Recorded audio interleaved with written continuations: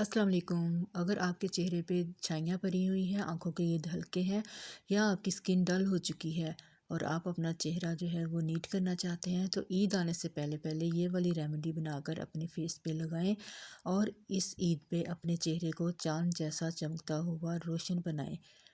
तो ये वाली रेमेडी जो है बेहद आसान है और आपके फेस को चार चाँद लगा देगी। तो जल्दी से बनाते हैं। इसके लिए हम लेंगे एक अदद आलू और एक अदद बड़े साइज़ का टमाटर लेंगे। तो मेरे पास छोटे थे तो मैंने दो अदद ले लिए हैं। बड़े साइज़ का हो तो एक लें। तो इनका हमें चाहिए जूस। तो टमाटर को पहले हम ग्रेटर की मदद से ग्रेट करेंगे या फिर आप ब्लेंडर में इसको ग्राइंड कर लें ताकि इसका जो जूस है ना वो अच्छे से निकल आए। तो ग्रेटर की मदद से इसको ग्रेट करेंगे तो टमाटर जो है ये आपकी स्किन को ग्लो करेगा, आपके फेस को नीट एंड क्लीन करेगा और आपके जो गाल हैं वो टमाटर की तरह ही लाल लाल हो जाएंगे।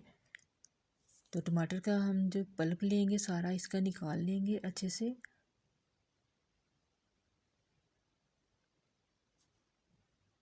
ये देखें टमाटर का हमने सारा जो जूस है ना ये निकाल लिया है। इसको पहले फेंटेंगे ताकि ये सारे एक जैसा हो जाए। अब छलनी की मदद से इसको छान लेंगे, इसमें जो बीज वगैरह हैं वो निकल जाएंगे। तो 2 चम्मच के करीब हमें टमाटर का जूस चाहिए था, तो ये 2 चम्मच जो है वो निकल आया है।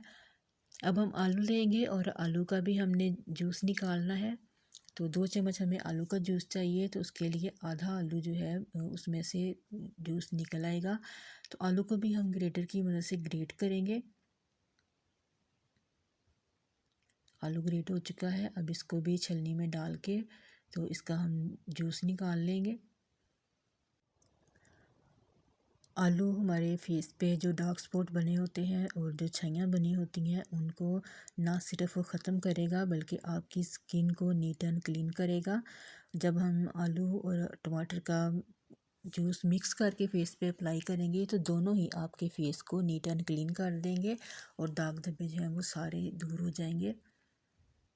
मेरी वीडियो आपको अच्छी लग रही है तो लाइक और शेयर ज़रूर कीजिए और सब्सक्राइब ज़रूर चैनल को कीजिएगा। तो ये आलू का जूस भी हमने निकाल दिया है। अब इन दोनों को हम मिक्स करेंगे। 2 चम्मच टमाटर का जूस है और 2 चम्मच ही आलू का जूस है। अब इनको अच्छे से हमने पहले मिक्स करना है। अब इसमें डालेंगे जैतून का तेल, ऑलिव ऑयल्स 1 टीस्पून। इसकी जगह पे आप बादाम का तेल भी डाल सकते हैं। तो ग्लिसरीन डालेंगे 1 टीस्पून।